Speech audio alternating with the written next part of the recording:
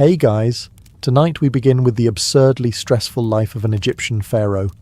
From marrying your sister to being responsible for the sunrise to constantly checking your wine for poison. So before you get comfortable, take a moment to like the video and subscribe, but only if you genuinely enjoy what I do here. And let me know in the comments where you're tuning in from and what time it is for you. It's always fascinating to see who's joining us from around the world. Now, dim the lights, maybe turn on a fan for that soft background hum, and let's ease into tonight's journey together. You've just been born into the most powerful job on earth, and you're already failing at it.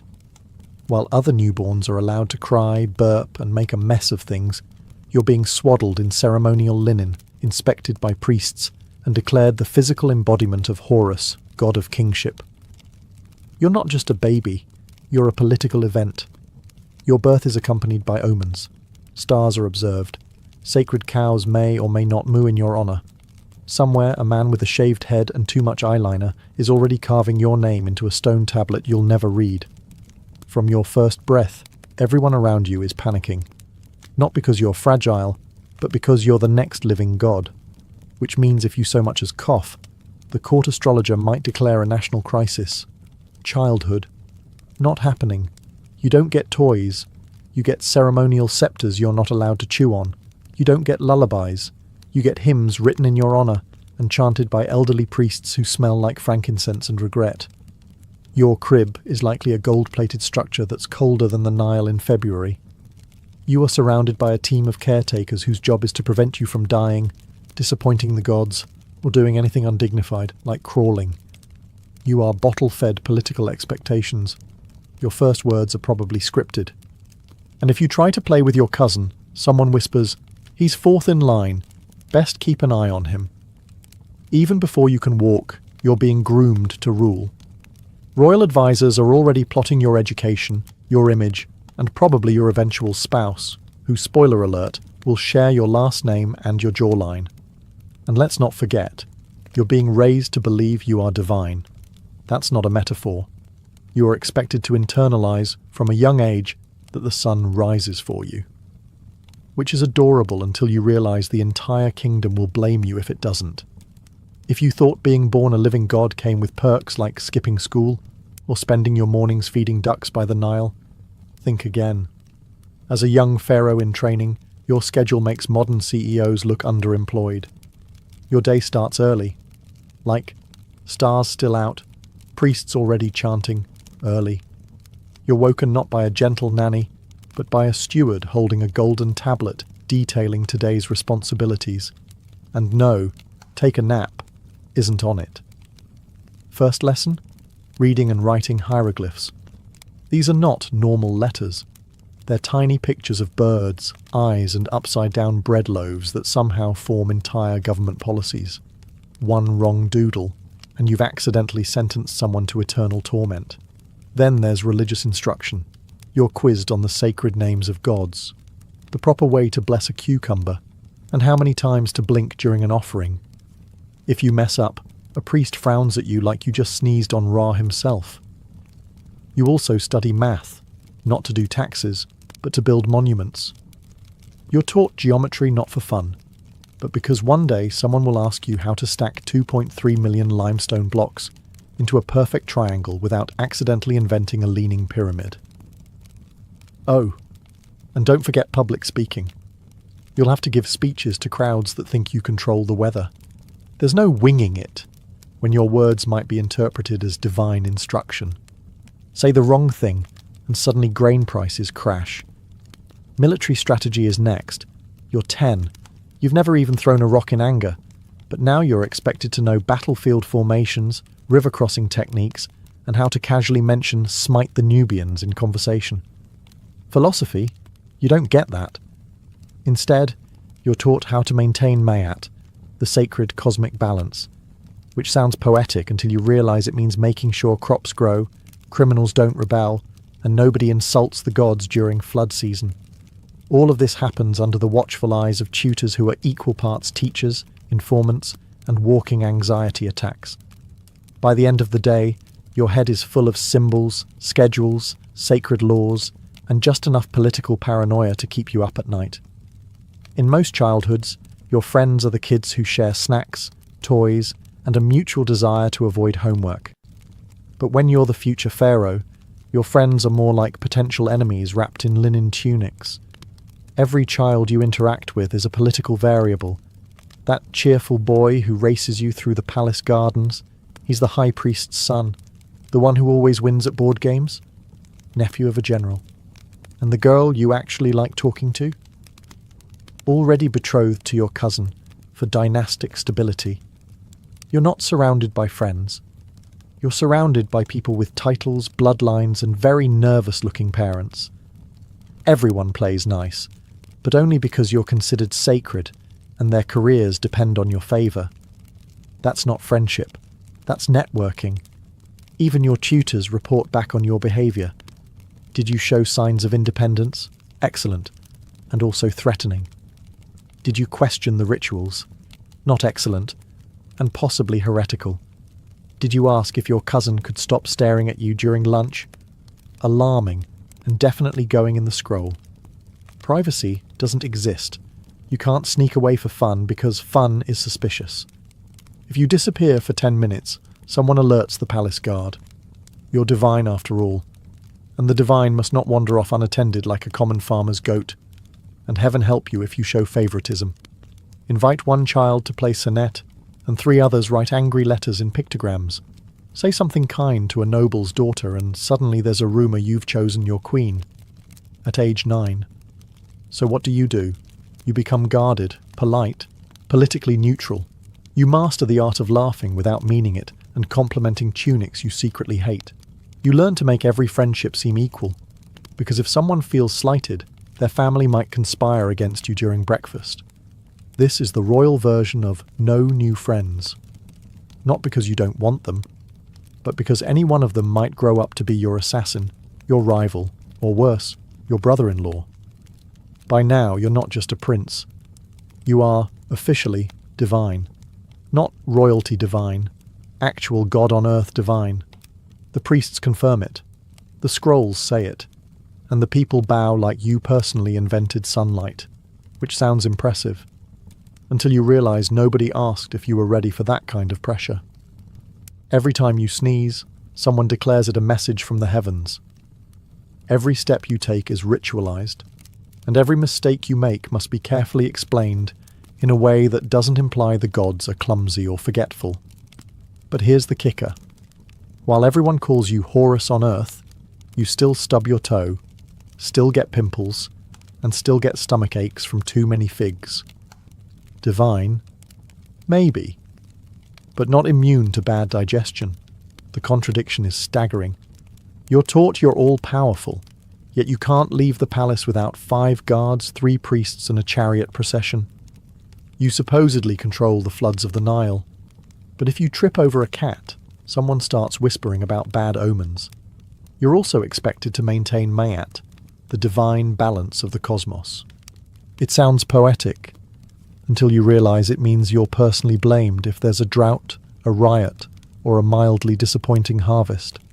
And of course there are rituals. Constant, exhausting rituals. You must speak in special divine phrases. You eat sanctified food. You participate in ceremonies where you have to pretend to defeat evil using props and heavy golden objects while sweating in a linen tunic. Privately, you might feel doubt, maybe even boredom. But you can't say that, because saying, "I'm not sure I'm a god," is the fastest way to cause a theological meltdown, or get replaced by a cousin who is sure. So you smile. You bless statues. You wave from balconies. And you quietly wonder how many gods before you also secretly hated this job. Because here's the truth. Being a god wasn't liberating. It was a full-time performance with eternal consequences. You were expected to be perfect, mystical, and celestial, even on days when all you really wanted was to eat a pomegranate in peace. And no one warns you that the higher they place you, the lonelier it gets at the top of Mount Divine Expectation. So, puberty has arrived. Your voice cracks, your body's changing, and just when things couldn't get more awkward, Your advisors slide in with a scroll and a smile, announcing, "It's time to choose a wife, preferably your sister." Yes, your sister.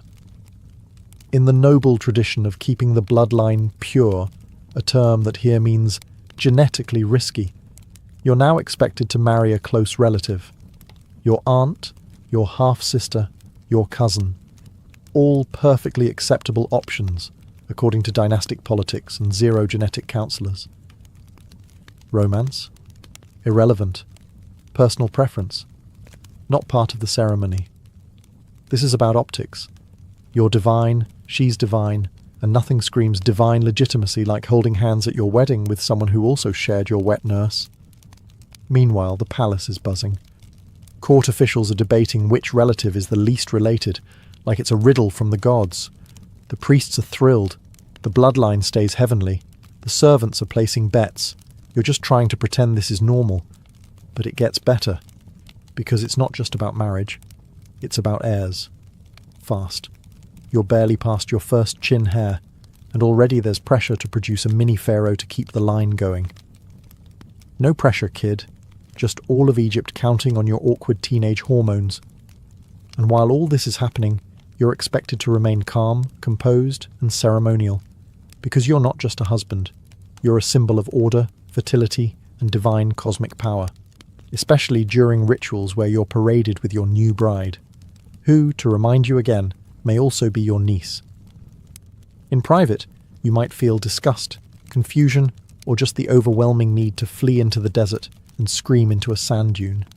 But expressing that would make you look unstable. So instead, you nod, you smile, you attend the banquet, you marry your sister, and you convince yourself that it's for the good of the realm. Because what's a little inbreeding when the fate of Egypt depends on you producing a suitably godlike heir who may or may not have 3 elbows? This is royal puberty, sponsored by genetics, politics, and denial. And the only thing more twisted than the family tree is pretending it's all completely divine. You've finally been crowned pharaoh. Time to enjoy the glory, right? Not quite. First, they glue a fake beard to your chin with beeswax and strap a cobra to your forehead. Congratulations. You now look like a very anxious statue with back pain. Let's talk about the crown. It's not a nice, lightweight royal accessory.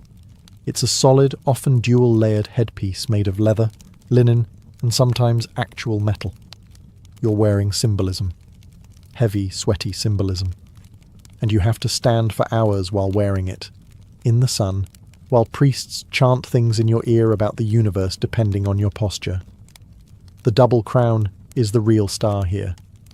It combines the red crown of Lower Egypt with the white crown of Upper Egypt, signifying that you rule everything, which is beautiful in theory and terrible for your neck. It feels like balancing 2 helmets and a houseplant on your skull. Then come the ceremonial outfits, long white kilts, leopard skin sashes, golden breastplates, all made to impress the gods and overwhelm your joints. Linen clings in all the wrong places. Gold doesn't breathe, and you're not allowed to fidget, even if a bug crawls up your shin. And sandals? Forget comfort. They're decorative. They're basically papyrus flip-flops that offer no arch support and remind you constantly that style, in ancient Egypt, came before circulation. But none of this is optional. You must look divine. Not comfortable on a chariot, divine. Sculpted into eternal godhood divine. Even if you're sweating buckets, chafing in gold, and desperately trying not to faint into the Nile. Every outfit you wear, every colour you choose, every feather sticking awkwardly from your headdress has cosmic implications. The wrong symbol could offend a god. The wrong colour could signal political instability. The wrong hemline could accidentally summon a famine. No pressure. You are now part of a centuries-old fashion statement made for the gods, not for flexibility or airflow. And the only thing more exhausting than ruling Egypt is doing it while wearing 30 pounds of spiritual pageantry and pretending none of it itches. Your throne may be made of gold, but it's not ergonomic. And the only thing heavier than the crown on your head is the expectation that you wear it like you enjoy it. Being Pharaoh came with unlimited power and unlimited blame. You were worshipped as a living god, sure, but the moment something went wrong, the entire kingdom looked straight at you like you'd personally unplugged the Nile. Too much rain? Clearly, Pharaoh is unbalanced. Not enough rain. The gods must be punishing Pharaoh. Crops failing? That's your fault too. And if someone stubbed their toe on a temple step, well, that's probably because you angered Bastet by sneezing the wrong way during last week's ritual. You were the head of state, head of religion, and head of cosmic maintenance. If the sun didn't rise properly, people didn't assume bad weather. They assumed you forgot to pray hard enough. You had one job: keep the universe running smoothly.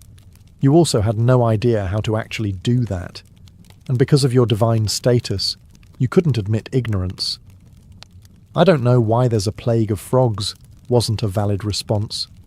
You had to either pretend you had a plan or make up a ritual on the spot and act like you meant to do it all along. Even your dreams were public property. If you had a bad dream, your court astrologers would gather, scribble furiously, and probably declare that a new temple needed to be built immediately to protect Egypt from your subconscious. Got a headache? That's a national omen. Woke up late? An official scribe notes it down as a possible sign of apocalyptic imbalance. One sneeze too many, and a goat gets sacrificed just to be safe. And if things really went downhill, famine, uprising, plague, sandstorm, crocodile incident, the people didn't say, "Wow, nature is wild." They said, "Pharaoh must be weak." Or worse, maybe the gods want a new pharaoh. So you walk around draped in gold, surrounded by incense, and flanked by bodyguards, all while quietly wondering if your citizens are building a new statue or digging a new tomb. The role of pharaoh wasn't just ruling the land, it was absorbing the blame for every mosquito bite, muddy riverbank, or undercooked sacrificial goose. Because when you're divine, there's no such thing as a simple mistake. It was never just your job to lead. It was your job to be perfect, and take the fall when the universe hiccuped. Being pharaoh meant early mornings. Your wake-up call wasn't gentle. It involved ritual chants, burning incense, and a group of heavily perfumed priests quietly judging your posture. A normal person might start their day with coffee. You start by being ritually purified with water from a sacred pool that's probably colder than the afterlife. Then, it's straight into wardrobe.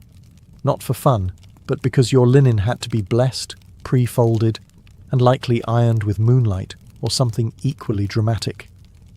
You're barely awake, but you're already wearing 30 layers and a chest plate shaped like a falcon. Next, the ritual cycle begins. You enter the temple. A priest unrolls a scroll the length of a crocodile. You're expected to perform sacred gestures in perfect sequence. Hand here, nod there, smirk at the statue, chant the name of a god you haven't studied since childhood. Forget making a mistake. One wrong syllable, and suddenly you're being blamed for the Nile drying up, the cattle dying, or the moon not looking divine enough. Everything had to be done perfectly to maintain Ma'at, the sacred balance of the universe, which for some reason was apparently hanging on your ability to wave incense correctly. The rituals weren't short either. Some ceremonies took hours, and you couldn't yawn, you couldn't slouch. You definitely couldn't say, "Hey, do we really need to rub sacred oil on all 43 statues today?" This wasn't just religious duty, it was national theatre.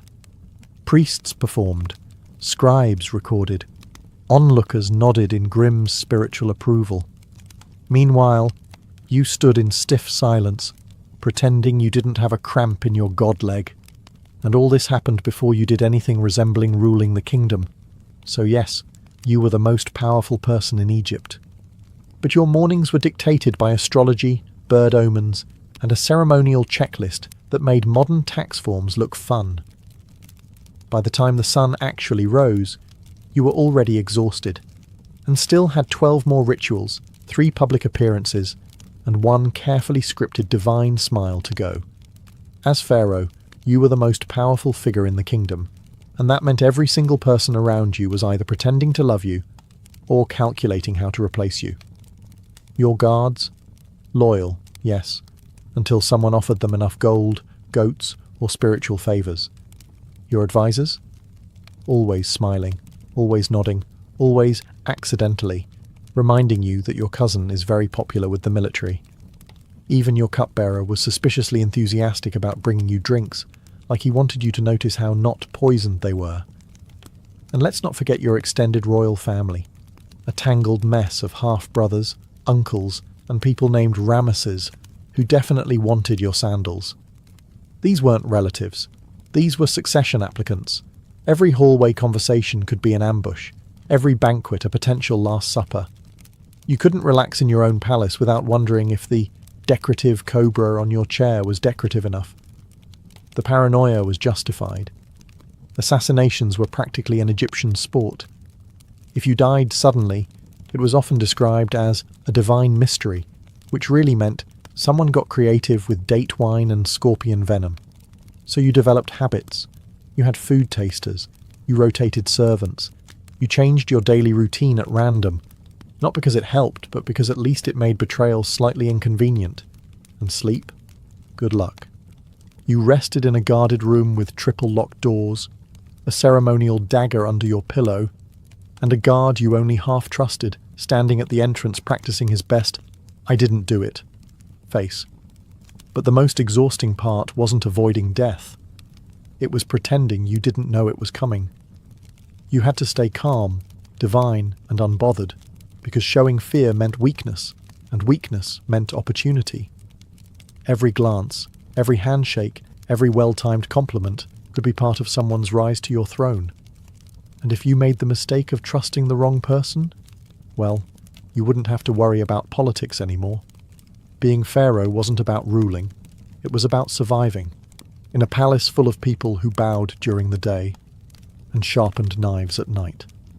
As pharaoh, you were expected to be many things: divine, wise, unshakably composed, and incredibly photogenic in 40-degree heat, while wearing a gold chest plate and a smile that didn't suggest imminent collapse. Egyptian public life was built around ceremony, long, elaborate processions through streets packed with people who loved you, feared you, or just came for the free bread. You stood in chariots waving like a deity on parade while secretly wondering if passing out was considered a bad omen. The outfits didn't help. You were decked out in elaborate robes, glinting jewelry, symbolic scepters, and a ceremonial headdress that trapped heat like a portable oven.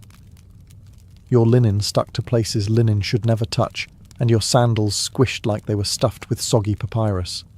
You'd stand through hours of rituals, blessing sacred cows, cutting ceremonial ribbons, with a gold knife naturally, and accepting offerings you didn't want from nobles you didn't trust. You smiled, nodded, and occasionally muttered, "May the gods bless you," while quietly dying inside. The sun? It didn't care you were a god. It beat down like a divine judgment. Your makeup ran. Your incense choked you. And yet, every eye in the crowd was watching, expecting to see perfection, not heatstroke in a leopard skin sash. And if you did falter, if you looked tired or annoyed or, gods forbid, slightly human, the rumours would start. Pharaoh is displeased. Pharaoh is weak. The heavens are shaking. You miss one ceremonial goose blessing and suddenly people are whispering about drought. Even the festivals, which sound like fun, were just more work. You had to attend banquets where you couldn't eat, dances where you couldn't move, and religious plays where you played yourself and still didn't get a speaking part. It wasn't celebration, it was theatre, and you were the main actor, every single time. At the end of the day, you limped back to the palace, drenched in sweat and divinity, wondering how many more statues you had to bless before the gods finally granted you a nap. Being pharaoh in public meant constantly pretending you were having a spiritually profound time while slowly roasting like a ceremonial duck on display. On the surface, you were pharaoh, Horus on earth, lord of the two lands, divine ruler of all things Nile adjacent. But behind that glittering facade stood an even more powerful force: the priests. You see, the temples weren't just for praying. They were banks, farms, schools, libraries, tax offices, and, in all likelihood, the ancient Egyptian equivalent of data centers. The priesthood controlled grain, land, gold, public opinion, and metaphysical guilt, which meant that while you wore the crown, they held the ledgers. Every temple was a kingdom within your kingdom, and its high priest was its CEO. These weren't harmless old men humming hymns. They were political tacticians in robes, fluent in astrology, bookkeeping, and subtle blackmail. They managed the gods, the festivals, the omens, and, more importantly, your public image. If you sneezed on a feast day, they could interpret it as divine disapproval. If you wore the wrong colour sash, that might mean Ra was sad, and suddenly the Bali riots start. And yet, you had to work with them. Without the priests, your divinity could vanish overnight. All it took was one new prophecy carved into a temple wall, and, poof, the gods have chosen another. Worse, the temples were tax-exempt. They hoarded wealth with holy immunity. Meanwhile, your treasury struggled to stay full unless you started a war, sold grain, or shook down a merchant caravan. The priests? They had golden statues of jackals with better retirement plans than your military generals. But the worst part? They pretended to serve you. Pharaoh, we live only to uphold your divine will, they'd say, while quietly diverting resources, managing spies, and advising your enemies to try prayer, and also treason. You were the figurehead, the sunlit symbol, the living god, and they were the committee that decided how godly you were allowed to be this week. Mess with the temples and the nation rebels. Obey the temples, and you slowly become their mascot. It was a power struggle with incense and passive aggression, and the longer you reigned, the more you realized the gods might live in the heavens, but their accountants definitely lived at Karnak. In most families, drama means someone forgot a birthday or made a snide comment at dinner. In yours, it meant conspiracy, palace coups, and the occasional accidental crocodile pit incident. Because as Pharaoh, your biggest threat wasn't some foreign army. It was your own bloodline. You were raised in a palace full of siblings, cousins, uncles, and half-uncles, who all believed they should be sitting on your throne.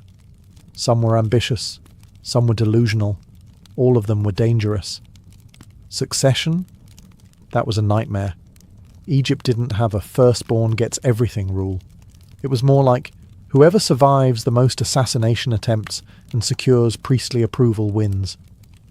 Half the court spent their time trying to guess which of your sons might become the next pharaoh, and the other half tried to make sure it wasn't the wrong one.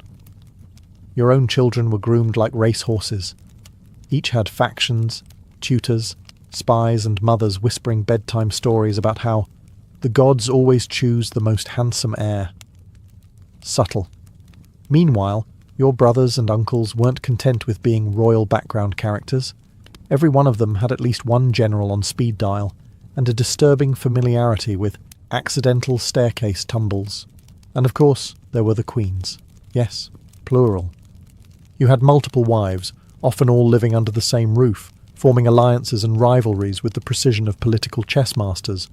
One wrong glance at the wrong royal woman, and suddenly the kitchen staff is quietly replacing your wine taster. Palace life was like living in a really beautiful, overly perfumed cage where everyone was either your relative or your future usurper.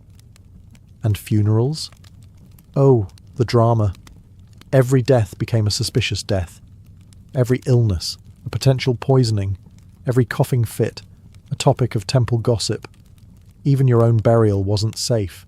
Tombs were looted, names were erased, and your own loyal son might finish your pyramid and then immediately start carving over your legacy because he wanted a bigger one. Being pharaoh meant that the people who knew you best were also the people who most wanted you. Removed. Politely. Permanently. It was a royal forest full of snakes. So, after a life of rituals, paranoia, heatstroke, and family backstabbing, you finally die. You'd think you'd earned a break. But no. In Egypt, being dead didn't mean being done. It just meant you were about to become a full-time spiritual symbol and a part-time horror movie prop. The embalming process begins immediately. Your internal organs are removed, weighed, and politely stuffed into canopic jars, each one guarded by a funereal animal-headed deity, like a post-mortem Pokemon team. Your brain? Pulled out through your nose with a hook. Not because it's useless, but because tradition says so. Then you're stuffed with resin-soaked linens and natron salts until you resemble a sacred raisin in a very fancy bandage. Your body becomes a political relic, wrapped tighter than your palace tax scrolls. Next comes the coffin, or rather, coffins, plural. You're stuffed into a series of increasingly ornate wooden boxes like some kind of divine nesting doll, each covered in gold leaf, inscriptions and protective spells in case you encounter rude ghosts on your way to the afterlife. But the real showstopper? The tomb. You've spent half your life and half the kingdom's GDP constructing a mausoleum designed to scream immortality. Walls covered in instructions, prayers, and awkwardly drawn images of you smiting enemies who definitely aren't going to bother you in the afterlife. Unfortunately, your tomb also screams, "Please rob me." Despite curses, guards, and architectural misdirection, most pharaohs' tombs were looted within decades, sometimes hours, of being sealed. So while your priests were chanting prayers over your eternal spirit, local criminals were sprinting off with your gold-plated footrest. But the worst part? If your name is forgotten, if your tomb is defaced, or if your mummified body ends up in a museum gift shop 3,000 years later, you don't get to enjoy the afterlife at all. That's right. One bureaucratic oversight, and you're stuck haunting some poor archaeologist forever. You might have been king in life, but in death, your museum bait, political currency, or a cautionary tale carved into limestone. And just think, you haven't even reached the judgment hall yet. For someone marketed as a divine being, you sure spent a lot of time in mortal danger. Being pharaoh wasn't just about building temples and posing for statues. No, it also meant leading armies. Personally. As in, grab your war chariot, strap on a bronze sword, and go smite some foreigners before breakfast. Your generals made the plans. The scribes wrote the propaganda. But you had to show up and pretend you weren't terrified. Because divine authority only worked if people saw you physically leading the charge, even if you had absolutely no idea how to hold a spear without looking like you were trying to pick up laundry. And forget hiding in a tent like some medieval king. You were expected to ride at the front of the formation, waving a ceremonial axe and shouting your divine catchphrase, usually something like, "The gods will crush you," while silently hoping the enemy didn't have better archers this year. Even if the battle went well, you couldn't win quietly. You had to return home with prisoners, loot, and enough severed hands to impress the temple accountants, all of which would be paraded through the streets while you smiled and tried to look both humble and terrifying. Lose the battle, though? That's a problem. A big one. Because pharaohs don't lose. If you got injured, humiliated, or, gods forbid, ran away, the priests might interpret it as divine displeasure, or worse, an excuse to replace you with someone who hasn't been cursed by defeat. So now you're stuck in a cycle. Raise taxes to fund a war, fight the war to protect your image, then build a monument to exaggerate the war in case people noticed you nearly died. It's expensive, exhausting, and extremely bad for your blood pressure. And here's the kicker. Even if you didn't want to fight, you often had no choice. Generals demanded it, advisors insisted. The gods sent a dream.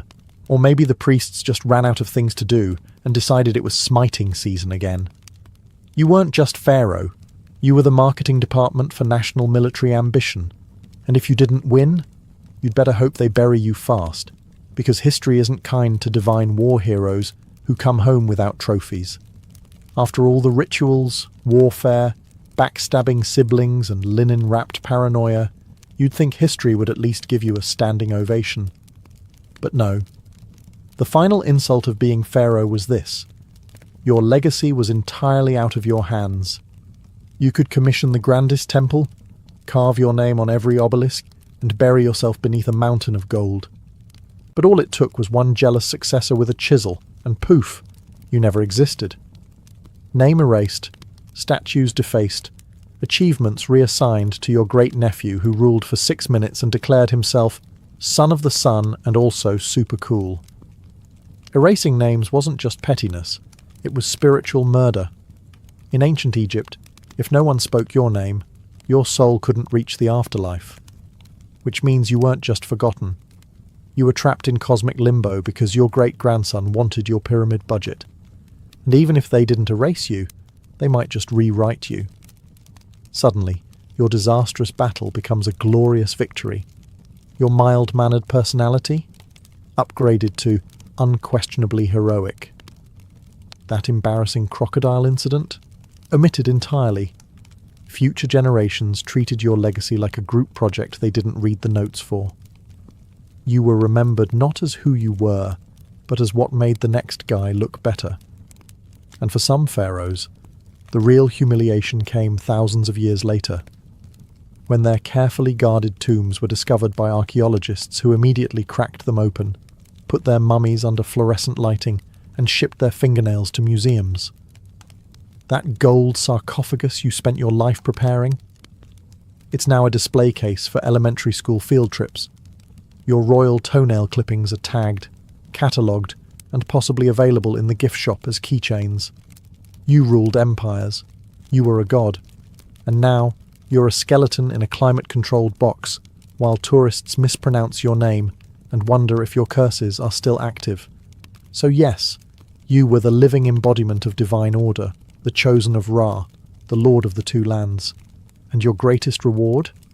Being slightly misrepresented by a travel blogger 3,000 years later. Harold Sigurdsson entered the world in the year 1015, screaming, we assume, into a kingdom already on fire. Norway was a battleground. His half-brother, Olaf Haraldsson, was fighting tooth and axe to unify the country under one crown. It wasn't going well.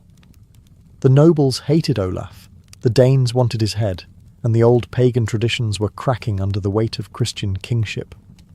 So baby Harold was born not into a cradle of comfort, but into a world of sword points, shifting alliances, and blood feuds.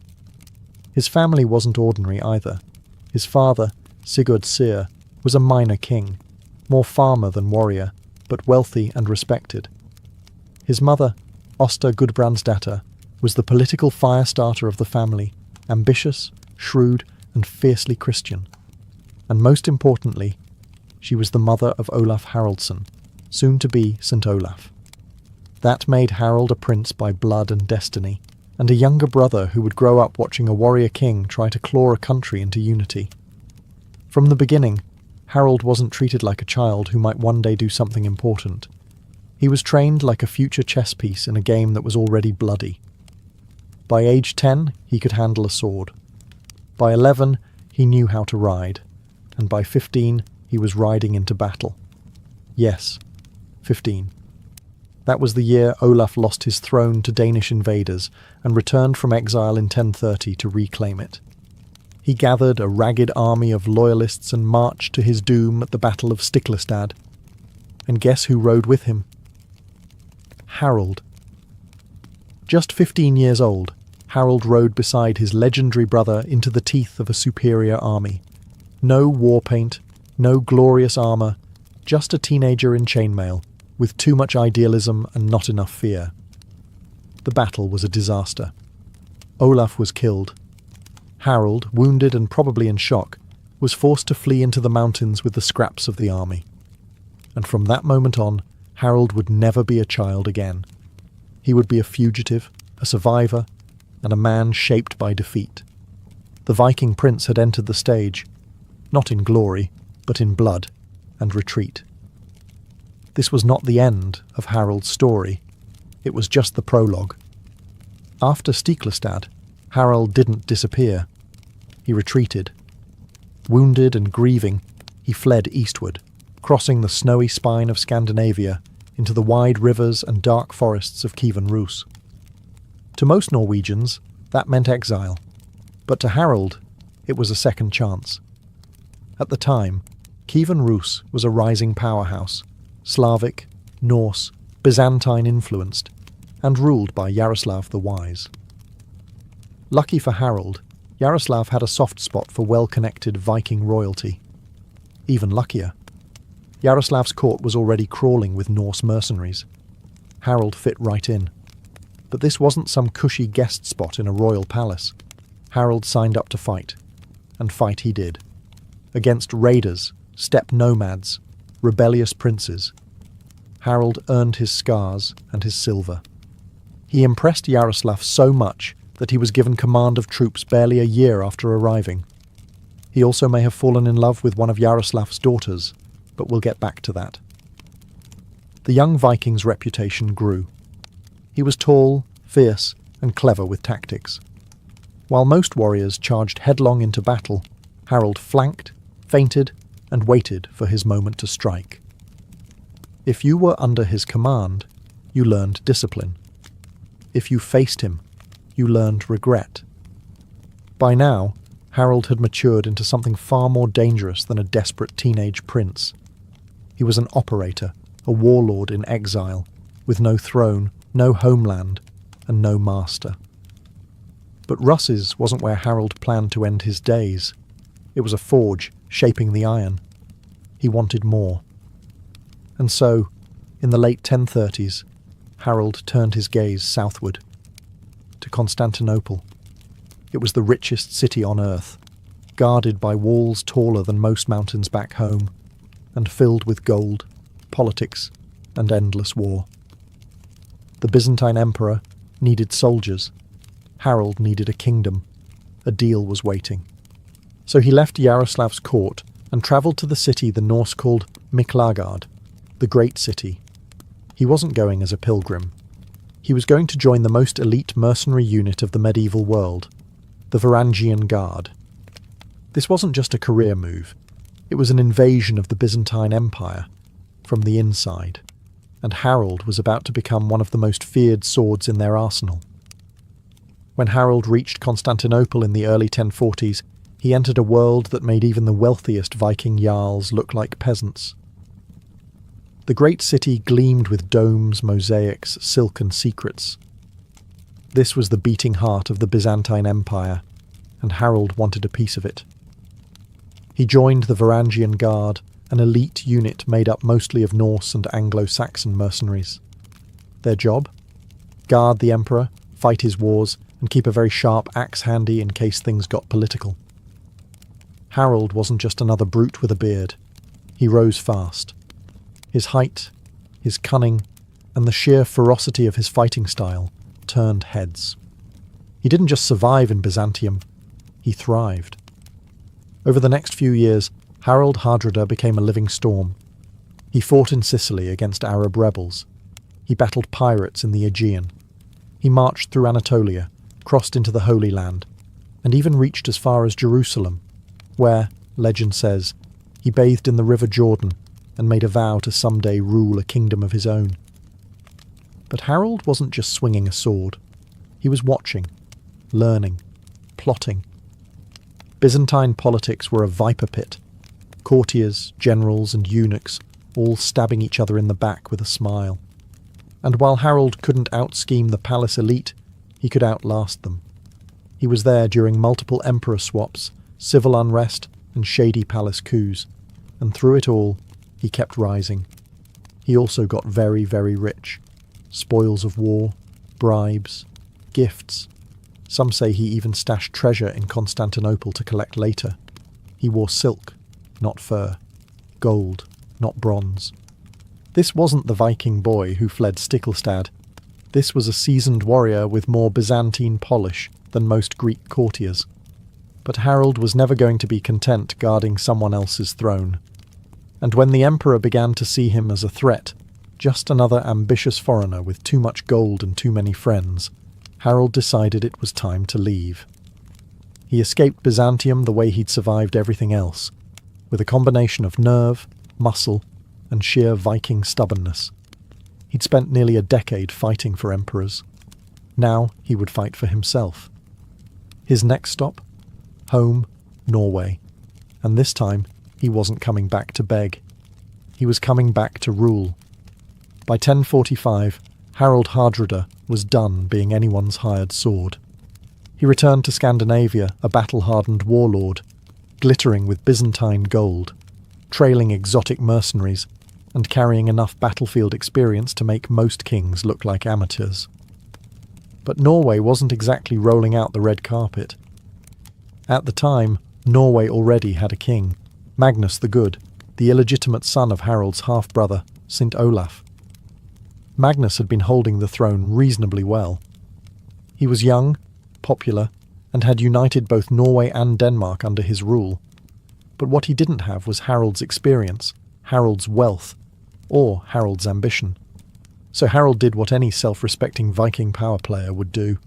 He hired an army. Using his Byzantine treasure hoard, Harald recruited fighters from across Russes and Sweden. Then he struck a deal with Svein Estridsson, Magnus's rival in Denmark. Harald would help Svein reclaim Denmark, and in return Svein would help Harald challenge Magnus for Norway. It was a messy, medieval bromance based entirely on mutual hatred and longboats. But Harald didn't actually need to invade. Magnus, sensing a bloody civil war in the making, made a surprising move. He offered to share the throne with Harald. It was a power-sharing deal that was never meant to last. The two co-ruled Norway with all the tension of a forced marriage between a peaceable king and a returning war machine. It was like trying to split a crown between a monk and a lion. And Harald wasn't the monk. In 1047, just 2 years into their uneasy arrangement, Magnus died suddenly. Some say illness, others whisper poison. Harald didn't waste time mourning. He seized the throne of Norway without blinking and made it crystal clear. He was now sole king. But he wasn't satisfied. He wanted Denmark too.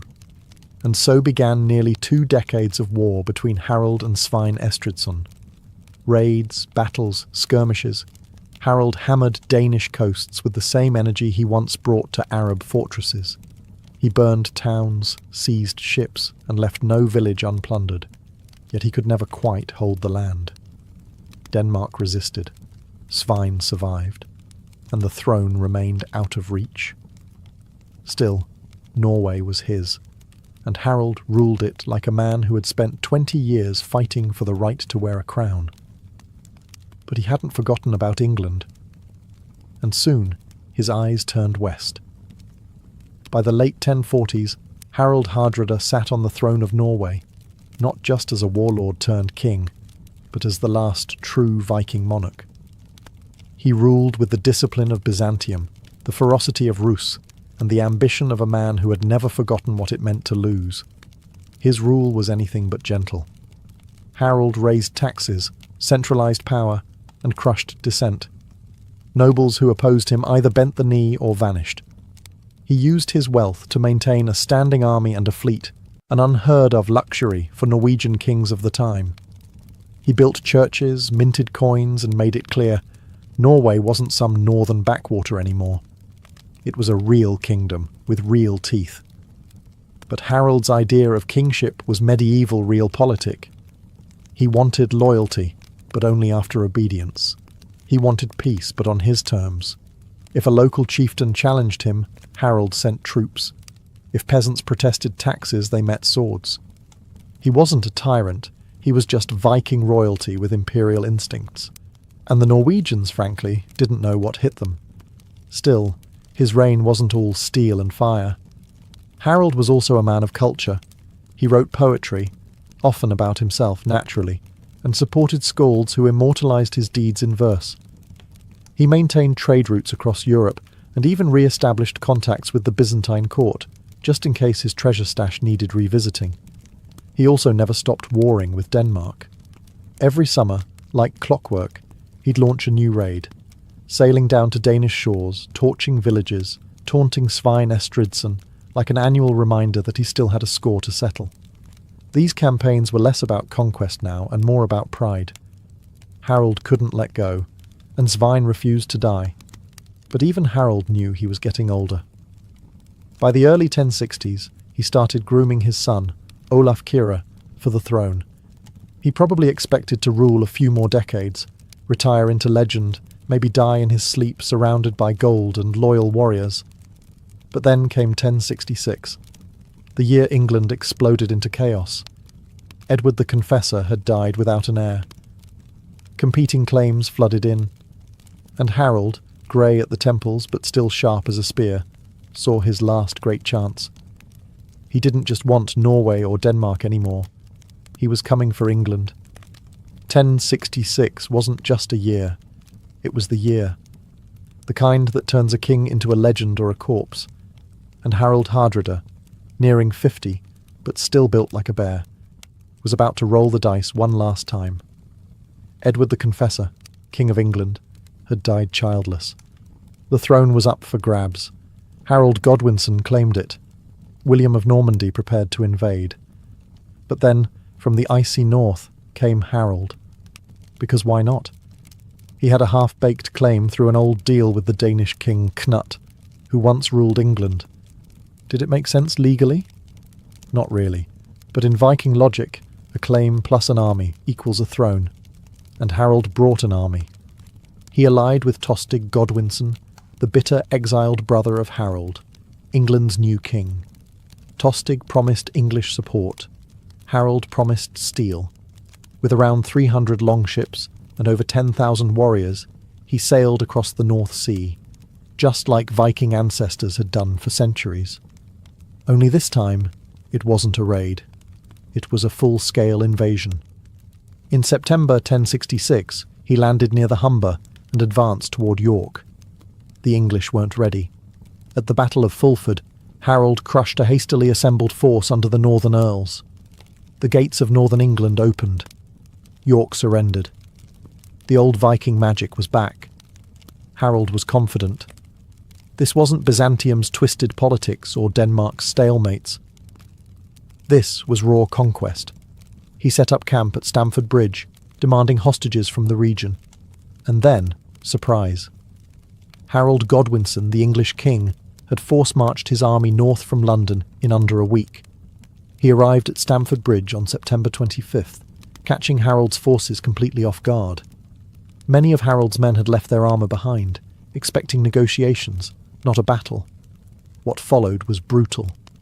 The Vikings fought fiercely, but they were outmanoeuvred, outnumbered, unprepared. One berserker reportedly held the bridge alone, buying time. But even Viking courage had its limits. In the melee, Harold took an arrow to the throat. The Viking thunderhead fell in battle, swinging his sword until the very end. It was the last great Viking invasion of England, and with Harold's death, the Viking age itself died with him. September 25th, 1066. Harold Hardrada met his fate on a grassy field near Stamford Bridge, and with him died the last true Viking dream of conquest. It was supposed to be a negotiation day. Harold had left his chainmail behind, basking in the afterglow of victory at Fulford. His men were relaxing. The weather was mild. England looked ripe for the taking. Then came the dust cloud. Harold Godwinson had pulled off one of the fastest troop movements in medieval history. He and his army had marched nearly 200 miles in under 4 days. And they didn't arrive quietly. The English caught the Norwegians totally unprepared, scattered, and mostly unarmoured. What followed was not a battle. It was a slaughter. Still, the Vikings didn't roll over. They fought with the desperation of men who knew the North Sea was too far behind them. A single warrior blocked the narrow bridge with a massive axe, delaying the English advance and turning himself into instant legend. He allegedly killed over 40 men before being stabbed from beneath the bridge by a spear. That's how desperate things were. Kings were relying on bridge trolls to buy them time. Harold, once he realised what was happening, scrambled to form a shield wall. But it was chaos. Men arriving in pairs, without armour, rushing into formation as arrows rained down. Then, the English cavalry slammed into their flanks. The shield wall held, for a while. Harold himself fought like the berserker he was once trained to be. According to legend, he swung a massive two-handed sword with both hands, towering above his men like a war god. He killed, bled, and roared. Then came the arrow, straight through the windpipe. The last great Viking king fell without a final word. When reinforcements from the ships finally arrived under Eystein Ore, Harald's standard-bearer, it was too late. They found the field littered with corpses. Eystein himself died in what became known as Ore's Storm, a doomed counterattack that ended in more Norse blood soaking English soil.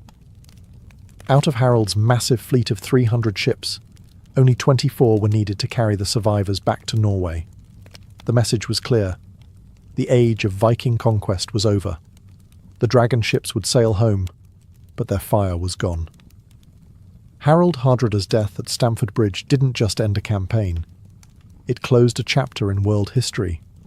The Viking Age, that glorious, brutal, gold-hungry century of raids, sagas and longships, had officially breathed its last. And fittingly, it died with a Viking king falling in battle far from home, sword in hand, lungs filling with blood. But the impact rippled far beyond the battlefield. In the days after the battle, Harold Godwinson barely had time to breathe. As the Norwegians limped back to their ships, Harold received word that another invasion had landed in the south, William of Normandy. Had Harold not attacked when he did, Harold Godwinson might have had more time to prepare. Instead, barely 3 weeks after crushing one invader, he had to face another. At Hastings, on October 14th, Harold fell to the Normans, and England passed into new hands. So, in a strange twist of fate, Harold Hardrada, who failed to take the English crown, may have paved the way for William to do just that. The chaos Harold brought north weakened the kingdom just enough to crack open the door. Meanwhile, back in Norway, the news hit like a cold wave. The once invincible Harold, hero of Rus, scourge of Byzantium, ruler of a proud kingdom, was gone. His son, Olaf Kyrre, took the throne. But Olaf wasn't his father.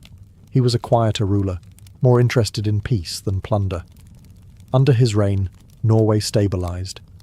The old Viking fire cooled into politics, trade, and Christianity. The longships were still there, but they stopped being weapons and became tools of commerce.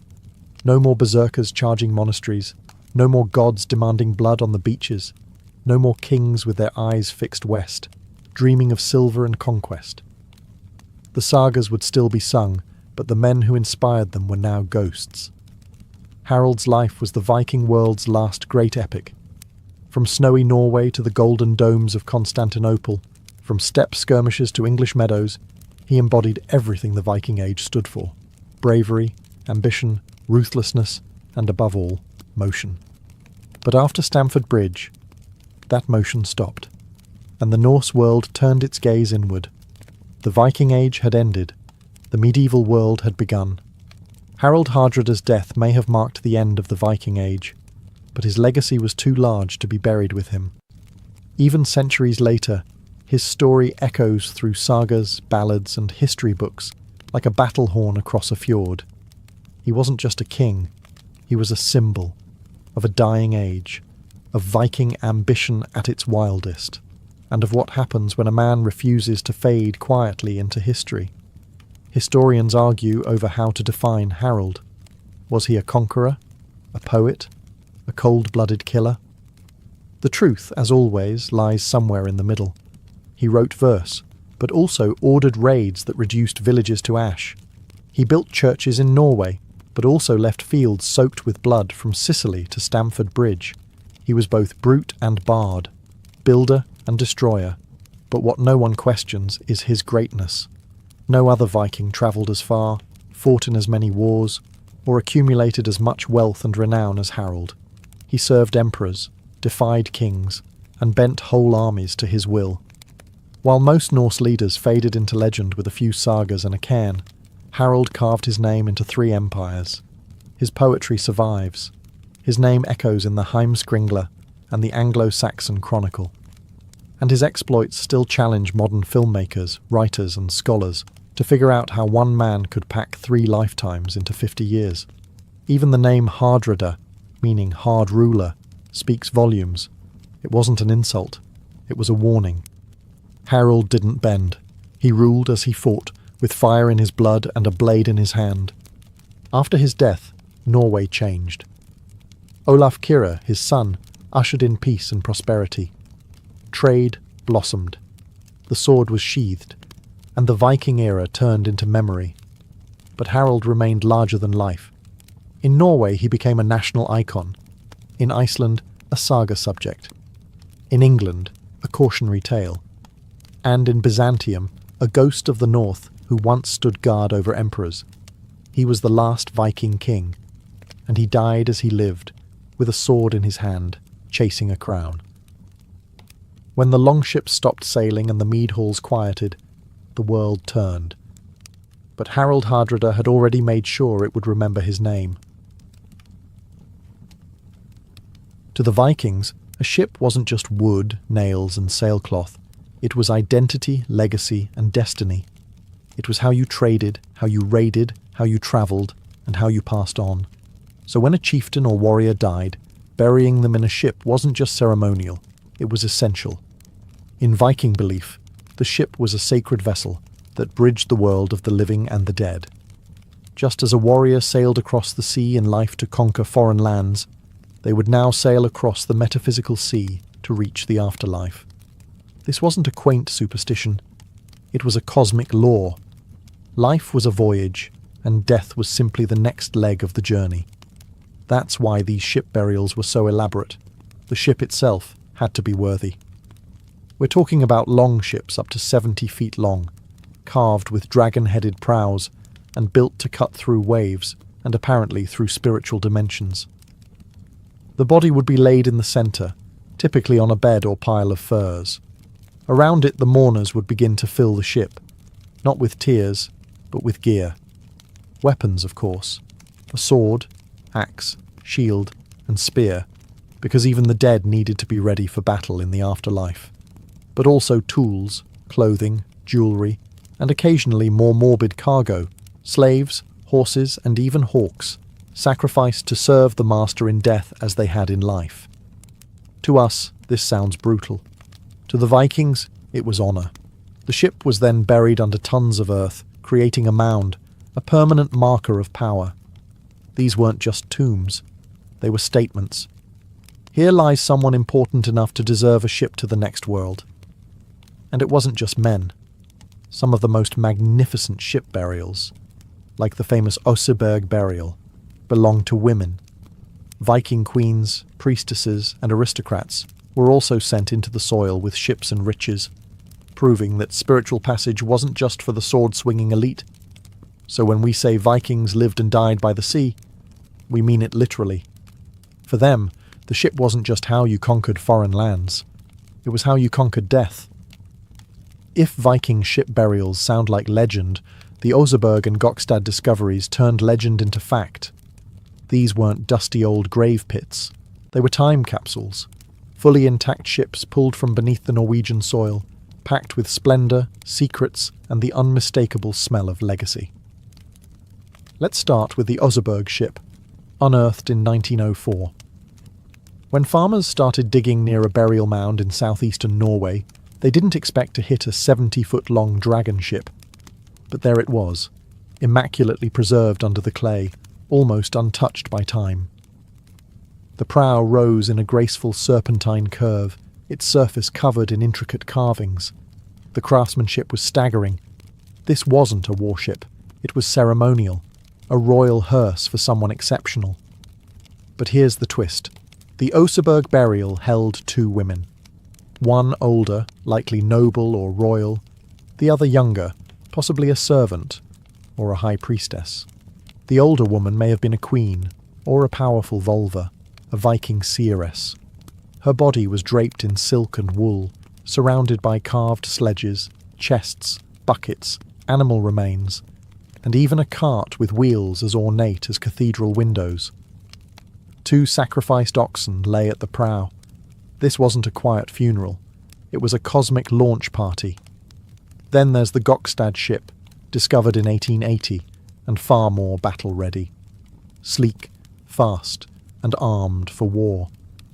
Inside was the skeleton of a man in his 40s, likely a chieftain or warrior king. His identity remains a mystery, but he was buried with grandeur. Shields lined the sides of the ship, and beside him were beds, weapons, gaming pieces, and the remains of 12 horses, 6 dogs, and even 2 peacocks. Yes, peacocks. These ship graves reveal more than wealth. They reveal beliefs. The Oseberg burial spoke of ritual and female power. The Gokstad ship hinted at prestige, conquest, and global trade. Together, they show how the Vikings tied death to travel, how the next world wasn't a place you waited for, but a destination you sailed to. These were no ordinary graves. These were declarations, echoes of power, floating temples buried in the earth. And they were just the beginning. A Viking funeral wasn't just a somber goodbye. It was a spectacle, a powerful, theatrical rite of passage designed to launch the dead into the next world and make sure the living never forgot their name. And ship burials? They were the main event. It all began with the body.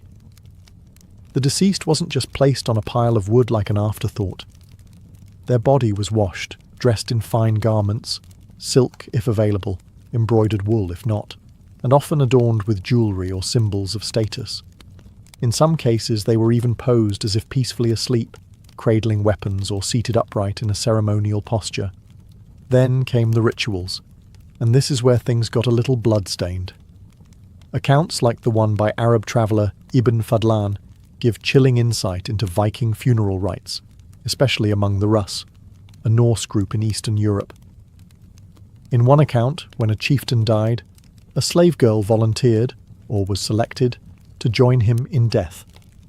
Over days, she was treated like royalty, washed, dressed, paraded.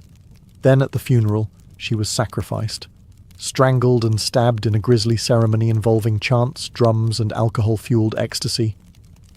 Animals weren't spared either. Horses were slaughtered to carry the soul. Dogs, hawks, and even cows were offered as companions or guardians. In rare cases, boats were surrounded by ringed stone circles, believed to symbolize the boundary between worlds. As for the ship, it wasn't always buried intact. Sometimes it was burned, set ablaze and pushed out to sea in a flaming farewell that lit the night sky. Other times it was placed in a dugout pit and covered in stones or earth to form a burial mound. The choice depended on status, location, and sometimes sheer practicality. Burning a longship wasn't cheap. These funerals weren't just religious. They were political. A massive burial was a public show of power. This was no ordinary man, the message went. This was someone whose death shook the earth, and whose journey to the gods deserves thunder. The ship burials were violent, beautiful, and deeply spiritual. They weren't sending the dead away. They were launching them like stars into eternity. Thanks to Hollywood, most people picture a Viking funeral the same way. A blazing longship drifting out to sea, flames licking the sky, while stoic warriors watch from the shore. It's cinematic. It's dramatic. It's also mostly fiction. So what's the truth? The reality is that ship burials, not burnings, were far more common in the archaeological record. Burial mounds like Oseberg, Gokstad and Tune show longships carefully placed in the ground, loaded with grave goods, and covered with soil or stones. These weren't one-size-fits-all either. Some ship graves were massive and extravagant, others were simple and modest. But the key was preservation. The ship wasn't destroyed, it was transformed into a tomb. So where does the burning come from? That fiery farewell comes mainly from literary sources, like the Icelandic sagas and foreign eyewitness accounts. For example, Arab diplomat Ibn Fadlan describes a Russ's funeral where a chieftain's ship was set on fire with the body and sacrificial victims inside. But even that example is complicated. It might not have been a full ship, but rather a symbolic structure shaped like one. It's possible that ship burnings did happen, especially in regions where burial wasn't feasible or where fire held symbolic weight. A cremation at sea would make sense if burial land was limited, or if the person was meant to join the gods in dramatic fashion. But from an archaeological standpoint, burned ship remains are extremely rare. In truth, the idea of a burning ship may have been as important as the act itself. Fire was sacred to the Norse. It purified. It transformed. A flaming ship wasn't just spectacle. It was a spiritual engine, sending the soul through smoke to the gods above. But burial had advantages. It preserved legacy. It left a physical monument, something the living could return to. A mound was a marker, a memory in earth, and that mattered in a society where honour, lineage and saga were everything. So, which was real? Both.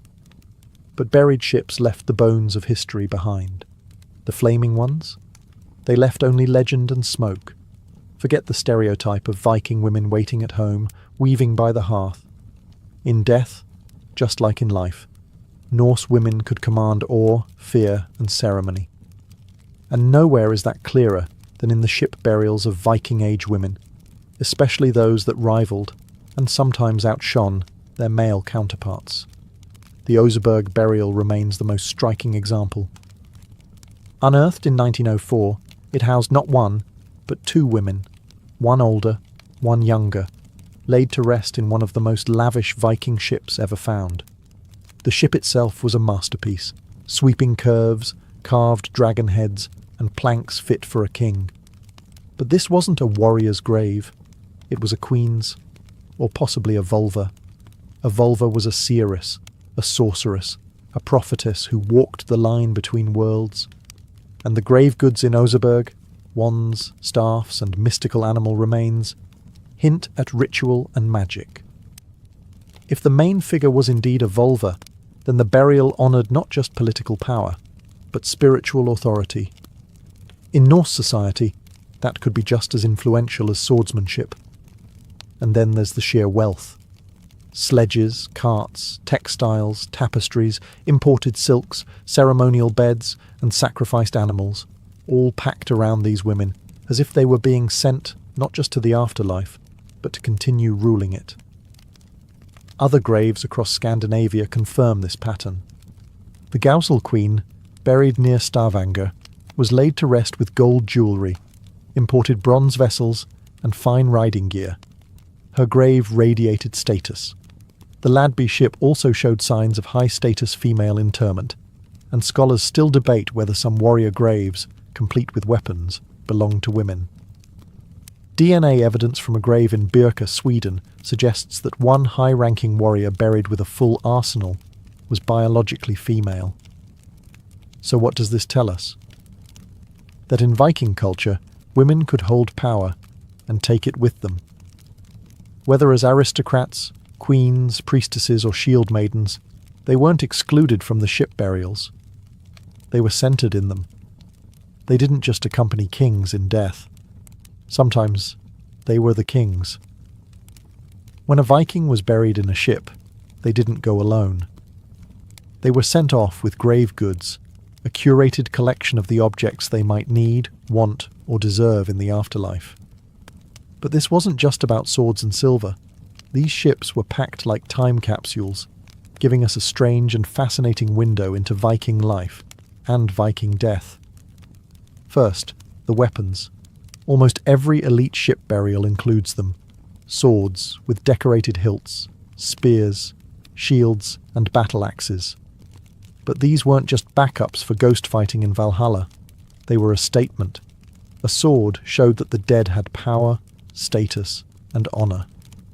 In some cases, the blades were deliberately bent or broken, not out of disrespect, but to kill the weapon and let it follow its master to the afterlife.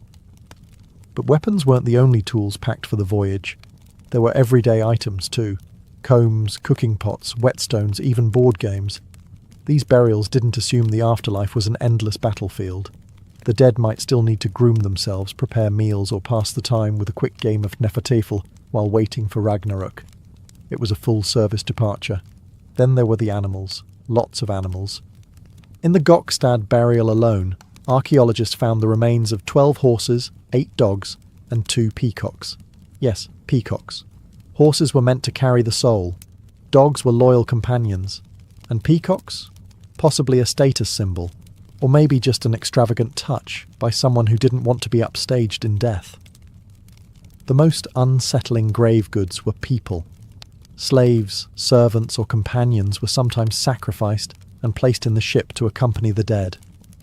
Whether they went willingly or not is up for debate, but their presence speaks volumes about Viking beliefs in duty beyond death. Everything in a ship burial was chosen deliberately. It told a story. This person was a warrior. This person loved fine clothing. This one had wealth. That one had power. Grave goods weren't junk. They were a final biography, written in gold, iron and bone, and once packed, sealed and buried, the ship became a floating home beneath the earth. While the image of a Viking ship burial often conjures up the fjords of Norway, these elaborate funerary practices weren't confined to a single region. From icy Scandinavia to the river valleys of Eastern Europe, Viking ship burials took on unique forms, each tailored to local traditions, terrain, and power structures. Let's begin with Norway, the homeland of the most famous ship burials like Oseberg and Gokstad. These were grand mound-covered ships buried with kings, queens, and nobles. Norway's rugged landscape offered excellent preservation conditions, allowing wooden ships and grave goods to survive for centuries. The focus here was on monumentality, large burial mounds and ships carved with mythic imagery. It was less about hiding the dead and more about displaying their status to the living. In Sweden, ship burials took on a slightly different flavour.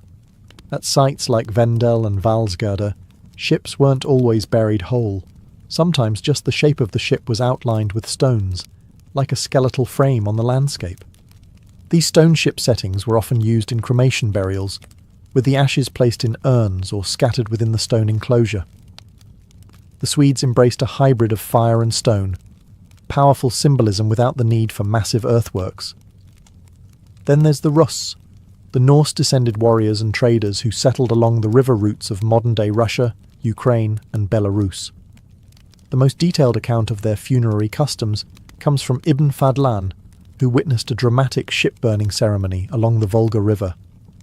While archaeological evidence of full ship burials in the east is rarer, boat-shaped cremation mounds and grave goods echo the same core values: a journey, a transition, and a spectacle. In Denmark, evidence for ship burials is more fragmentary. The marshy soils aren't kind to wood preservation, and fewer ship graves have survived. But stone ship settings and elite graves with seafaring symbolism suggest that the practice, though perhaps less monumental, was still present. Even in Scotland, Ireland, and parts of the Baltic, boat-shaped graves appear, sometimes as literal ships, other times just as stone outlines. Wherever Vikings travelled, they brought their belief in the ship as the ultimate vehicle, across water, across time, across death. The ship burial was adaptable. It evolved, but the message remained the same. You don't walk into the afterlife, you sail there. For the Vikings, death was not the end, it was a departure, and that's what makes ship burials so powerful. They weren't just about honouring the dead with a flashy funeral. They were built on a deep, mythic belief that the afterlife was a voyage and the soul needed a vessel. In Norse cosmology, the world was shaped by water. From the great ocean encircling Midgard to the rivers that separated realms, everything flowed. Life came from the sea, and so naturally did death. It's no coincidence that ships appear in Viking mythology not only as tools of war and trade, but as spiritual bridges. Consider Naglfar, the ship made of the fingernails of the dead, which sails during Ragnarok to unleash chaos upon the gods. Or Skidbladnir, the magical ship of the god Freyr, which could fold up and fit in a pocket, yet always had a favourable wind. These mythic ships weren't just stories, they shaped real funerary practices. Every buried longship echoed the legends, turning myth into ritual. To be buried in a ship meant you were going somewhere. Valhalla, perhaps, a glorious hall for warriors who died bravely. Or Folkvanga, the field ruled by the goddess Freya, where half of the slain went. Or, for those who didn't earn honour, the gloomy realm of Hell, ruled by a half-rotting goddess of the same name. Wherever your soul went, it didn't walk, it sailed. And the sea journey didn't just apply to elite warriors. Even humble cremation burials often included boat shapes formed by stones or wood, marking the dead's passage across unseen waters. The ship was a metaphor made real, carving through both waves and worlds. Viking funeral ships were cosmic tools. By placing the dead in a vessel surrounded by weapons, animals, and treasure, they weren't just provisioning a tomb. They were arming a traveller, someone about to cross the divide between Midgard and the great beyond. And to the living, the ship wasn't a final goodbye. It was a launch, a reminder that the journey didn't end in the grave. It only changed course. 1,000 years have passed since the last Viking ship burial slid into the earth, but their stories are still unfolding. These vessels of death, once buried in silence, now speak louder than ever through museums, excavations, and the imagination of millions. Today, the Oseberg, Gokstad and Tune ships rest in glass-walled halls in Norway, preserved not as morbid relics, but as cultural treasures. Tourists stare up at the curved prows, marvelling at the craftsmanship, the symbolism, the audacity of people who turned a boat into a coffin and a grave into a gateway. These ships were never meant to sail again, and yet they have. Not across oceans, but through time. And it's not just archaeologists who are listening. Writers, filmmakers, and game designers continue to be inspired by Viking funerals. From epic scenes in movies like The 13th Warrior or How to Train Your Dragon, to blazing send-offs in TV shows like Vikings, the ship burial has become one of the most iconic images of Norse culture. Is it historically accurate every time? Not really. But the spirit remains. Death as a voyage, the ship as a symbol. Even modern Scandinavians feel the echo. Some Viking descendants have requested ashes to be scattered at sea, or ceremonies modelled after ship burials. No slaves, thankfully, but still honouring that deep connection between the vessel and the soul. A few brave experimental archaeologists have even rebuilt burial ships, launching replicas on rivers and seas to understand the engineering and magic of the originals. What's truly remarkable is how much we've learned from the ships themselves. Their wood tells us about forests now gone. Their construction reveals knowledge of engineering rivaling that of the Mediterranean. And their grave goods, peacocks, silk, silver coins, map a Viking world far wider than just Scandinavia. The Viking ship burial wasn't just a funeral, it was a final performance. One last act in a life of war, trade, poetry and power. And even now, these ships are still performing, reminding us that the dead were once alive, that myth and memory are hard to separate, and that some vessels never stop moving. They just sail through different seas. Courtly love wasn't about marriage, procreation, or building a stable home.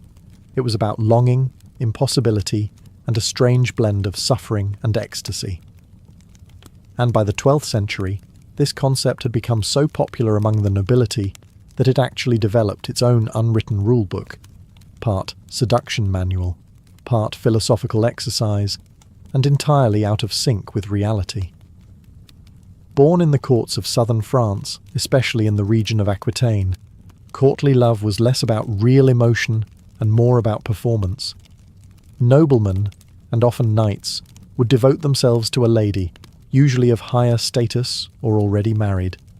But instead of aiming to win her over in a romantic sense, the knight's goal was to worship her from afar. He would compose poems, undertake dangerous quests in her name, and suffer gloriously in silence.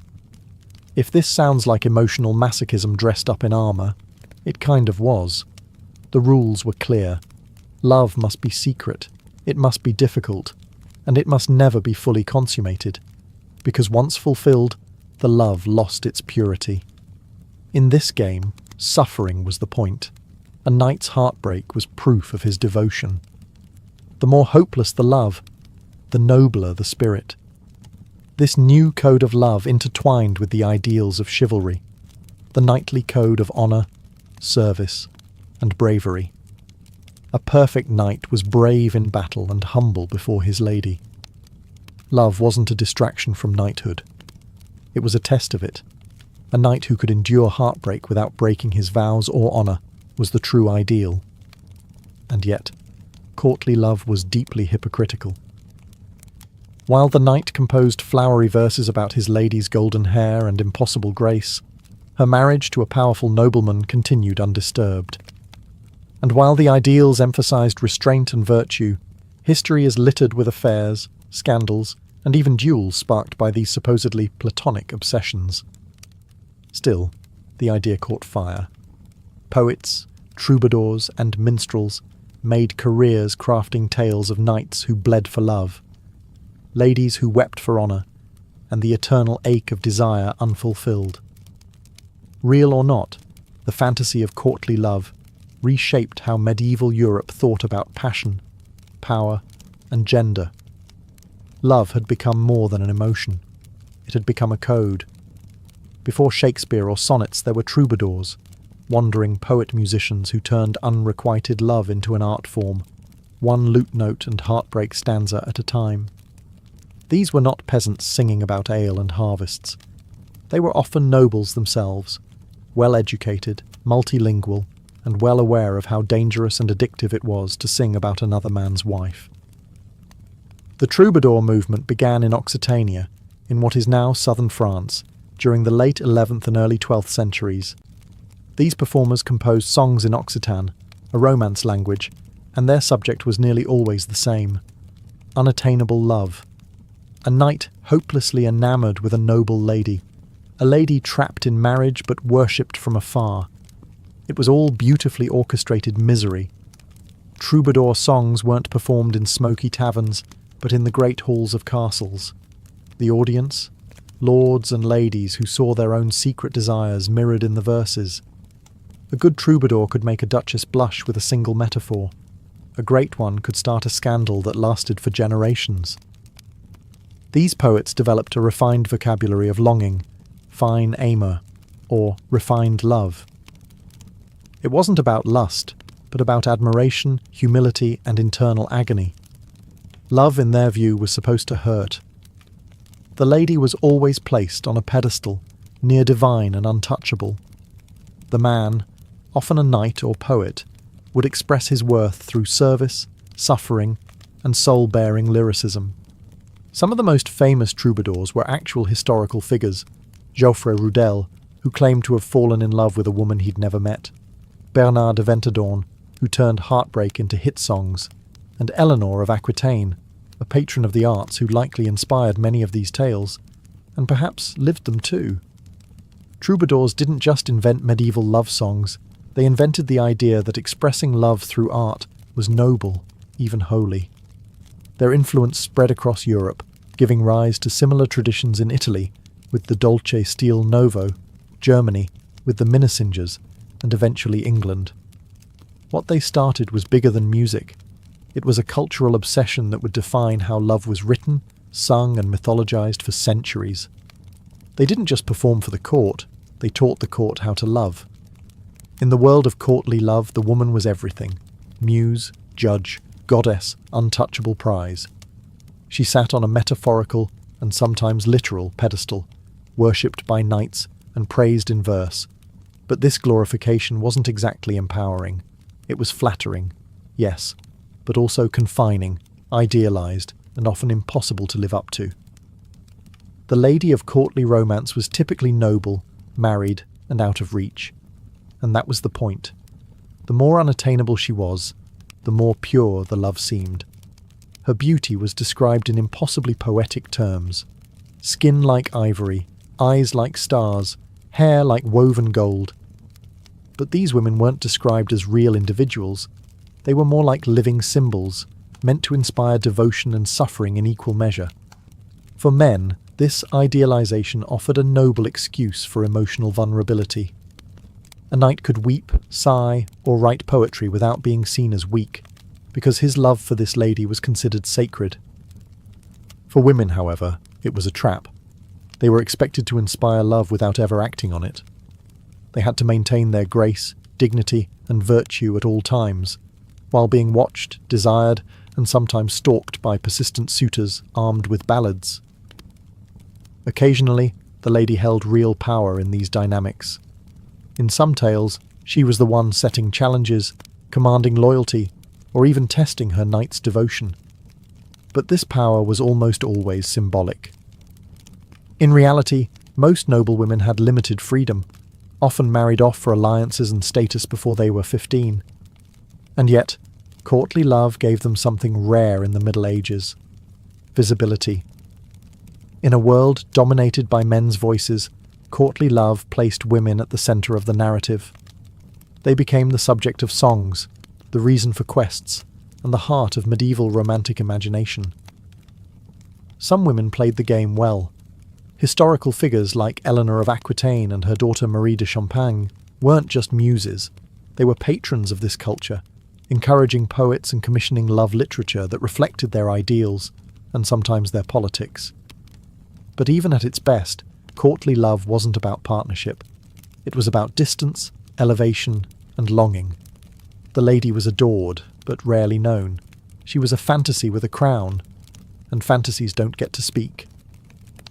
Chivalry began as a practical battlefield code: loyalty to lord, courage under fire, mercy to the fallen. But once courtly love seeped into the armour, chivalry grew a silk-lined interior. Every lance charge, every oath, every polished spur could now double as a love letter. A knight no longer fought only for king and kingdom. He fought for the smile, or even the rumour of a smile, of a distant lady. A perfect courtly knight followed a three-tiered hierarchy of loyalties. First, God, morning prayers before dawn patrols. Second, his feudal lord, unquestioned service in war and peace. Third, his lady, the invisible beacon guiding every gesture. Where earlier warriors hoisted battle standards, the courtly knight tied a lady's token, perhaps a ribbon, a veil, or a sleeve, around his arm. It wasn't camouflage. It was a public declaration that his sword's edge carried a private agenda. Tournaments, originally blunt weapon training grounds, transformed into love theatre. Lists surrounding the tilting field were draped with banners, and each knight announced whose favour he bore. A victorious tilt wasn't merely a martial triumph, it proved a lover's worthiness. Chroniclers record knights collapsing from exhaustion rather than withdrawing and risking the shame of appearing less devoted than their rivals. That devotion demanded self-discipline bordering on asceticism. Manuals like Andreas Capellanus's De Amore preached that a true lover remained humble, courteous, and discreet. He must guard her reputation more fiercely than his own life, endure jealous rivals without complaint, and, cruelest rule of all, rejoice in service even if love were never returned. The pain itself was proof of sincerity. Yet beneath the velvet rhetoric lurked steel-clad reality. Castles needed garrisons, roads teemed with bandits, and foreign crusades beckoned.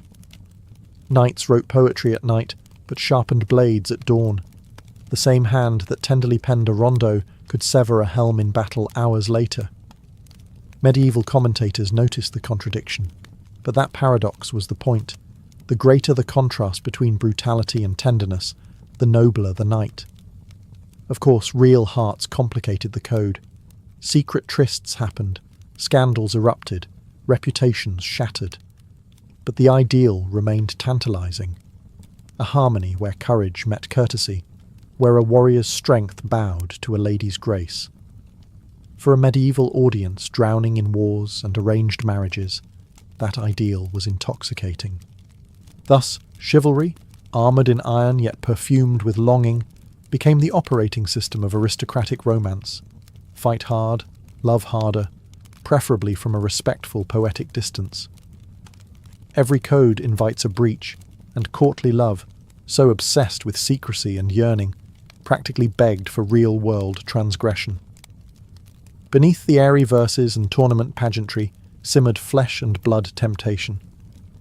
When fantasy stepped off the parchment, it ignited some of the Middle Ages' juiciest scandals. Take Peter Abelard and Heloise.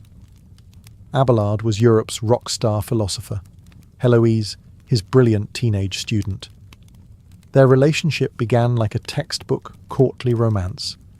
secret lessons turning into poetry and stolen glances, until it became very real, very physical, and very public. The fallout was brutal. A furious uncle, a clandestine child, a forced marriage, Abelard's infamous castration, and both lovers ending their days in separate monasteries, composing letters that dripped equal parts theology and heartbreak. Courtly ideals promised ennobling devotion, reality delivered mutilation and lifelong penance. High politics weren't immune either. Eleanor of Aquitaine, doyenne of troubadour culture, was whispered to have entertained flirtations aplenty, most notoriously with her uncle Raymond of Poitiers during the Second Crusade. Whether true or not, the rumours helped poison her marriage to Louis VII and reshaped the map of Europe when she married Henry Plantagenet. Love songs could topple thrones. Even royal daughters weren't safe. The Tour de Nesle affair of 1314 saw 3 French princesses accused, thanks to a servant's gossip, of adulterous rendezvous in a Parisian tower. 2 marriages were annulled. Alleged lovers were flayed and hanged. The disgraced women spent years in convent prisons. Chivalric rhetoric praised female virtue. The justice system had iron chains waiting when virtue cracked. Then there were the quieter tragedies. Nameless ladies banished to remote castles for exchanging letters. Knights forced onto crusade as penance for suspicion of dalliance. Abbots preaching sermons that compared a wandering heart to a rusted sword. The church never outlawed courtly love outright, but ecclesiastical courts issued plenty of fines for inordinate familiarity, proof that passion, however poetically packaged, still breached canonical law. What these episodes reveal is the tension at the core of chivalric romance, a celebration of illicit desire coupled with a rigid social order determined to punish it. The same society that applauded a knight's size expected him to stop short of consummation. When vows slipped, reputations burned, sometimes literally.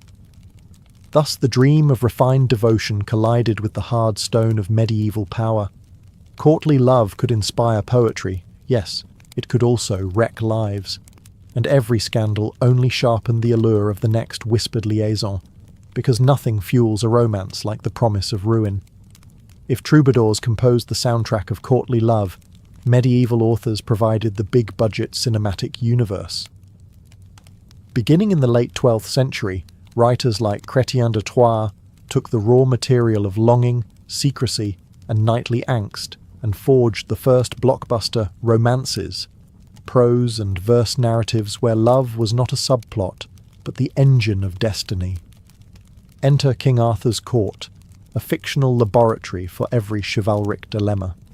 In Lancelot, the Knight of the Cart, Chrétien unveiled the ultimate courtly triangle: the flawless Queen Guinevere, her duty-bound husband Arthur, and the peerless but fatally smitten Sir Lancelot. Lancelot performs impossible feats, crosses a sword-blade bridge, defeats entire armies, yet his greatest trial is emotional, loving a woman he can never openly claim. Chrétien packed the tale with all the rules of fine amour, secret meetings, symbolic tokens, and the ever-present threat of ruin. Readers went wild. Knights suddenly wanted to be Lancelot, except for the lifelong adultery headache. Arthurian romance spread like wildfire across Europe. In Germany, Wolfram von Eschenbach gave us Parzival, where the hero's spiritual maturation is inseparable from his respect for chaste love.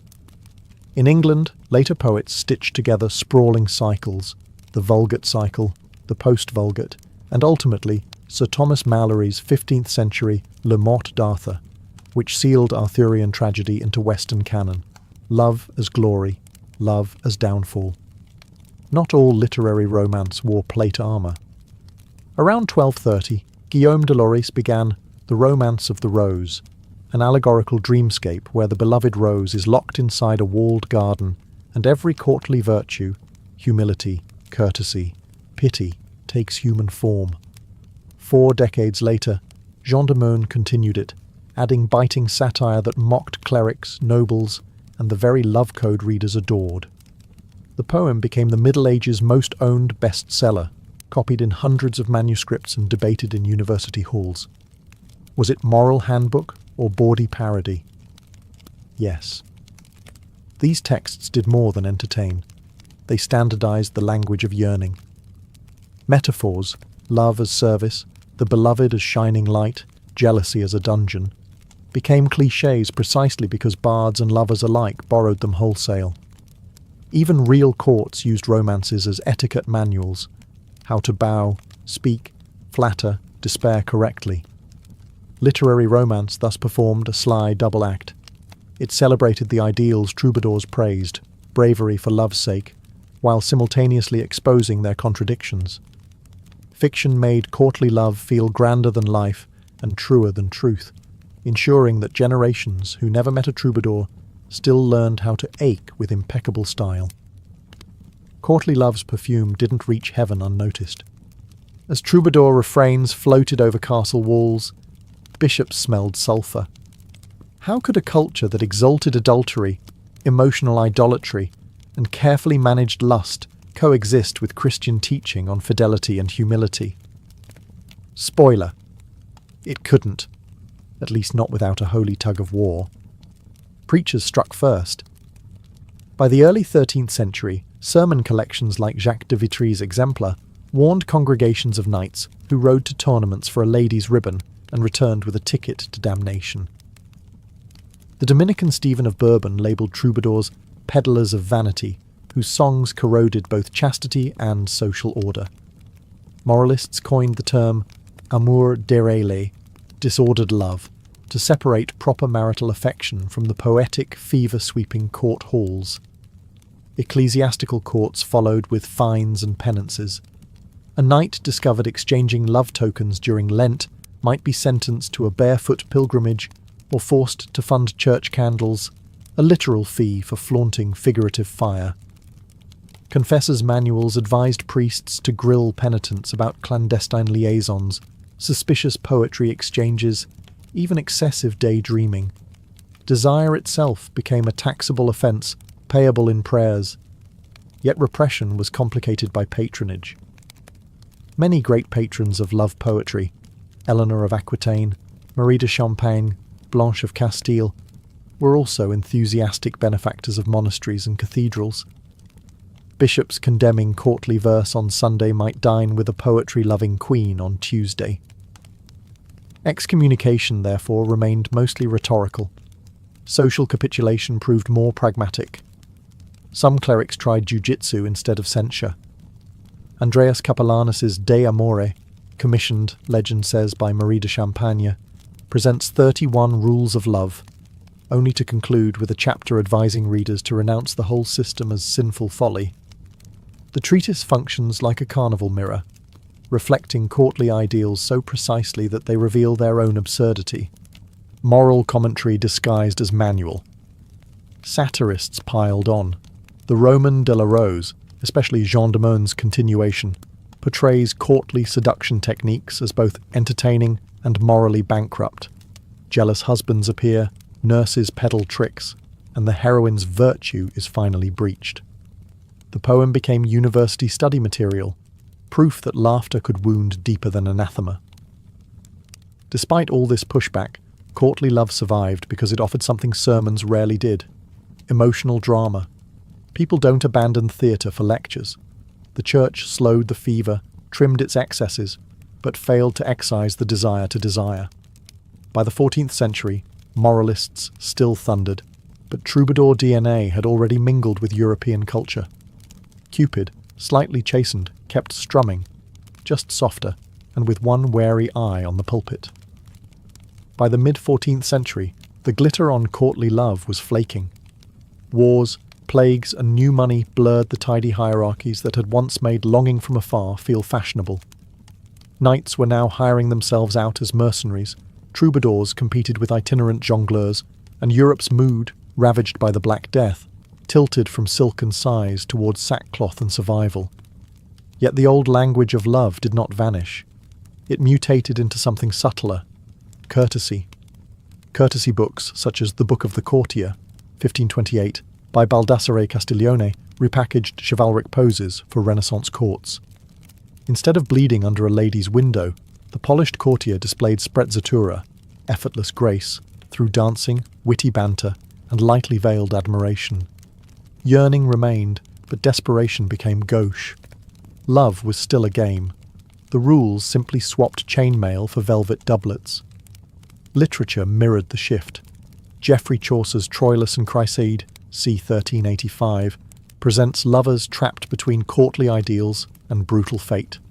Troilus worships with textbook devotion, yet politics and plague break the fantasy. Later in the Canterbury Tales, Chaucer pokes fun at knights whose rhetoric outshines their ethics, signalling that audiences now found equal pleasure in parody. Printing presses amplified change. Where hand-copied romances had circulated among elites, cheap chapbooks spread love templates to merchants and artisans. Ballads about the nut-brown maid or Sir Aldingar condensed centuries of chivalric angst into compact, hum-along tragedies. Love talk became mass culture, less refined, more democratic, and increasingly coloured by earthy humour. Meanwhile, real politics complicated flirtation.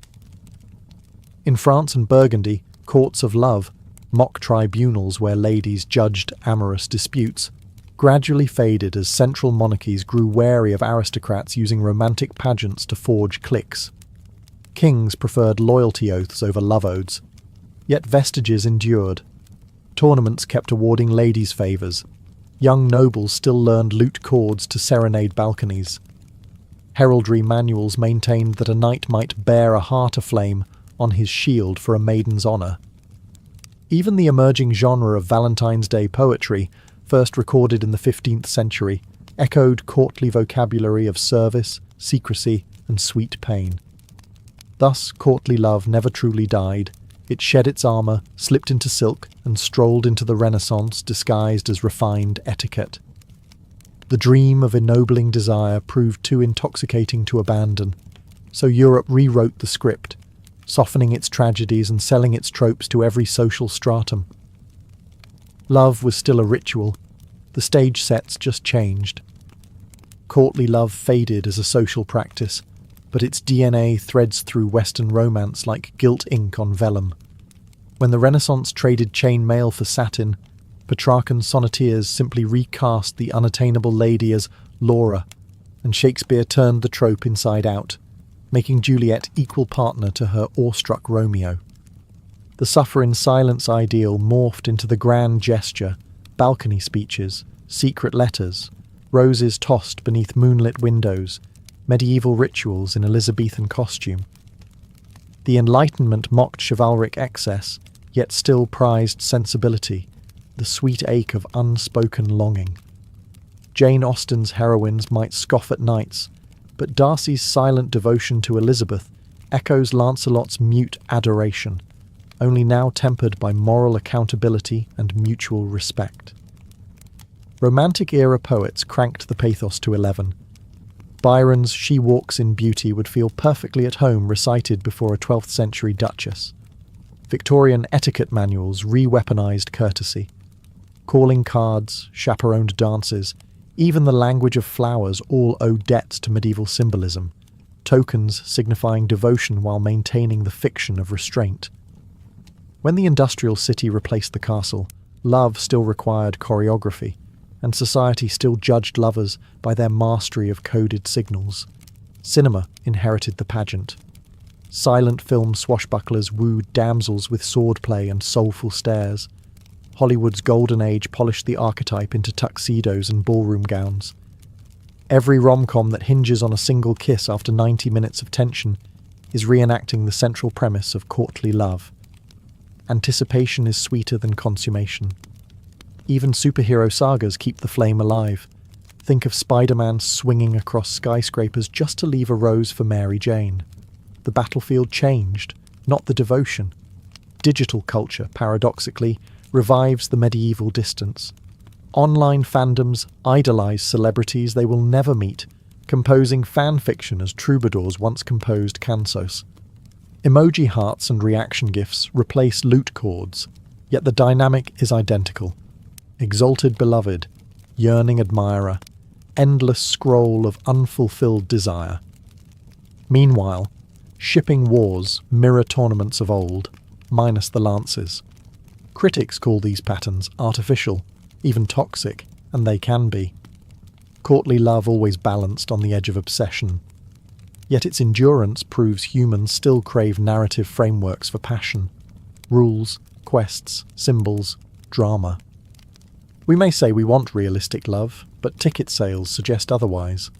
The dream persists because it flatters both emotion and imagination.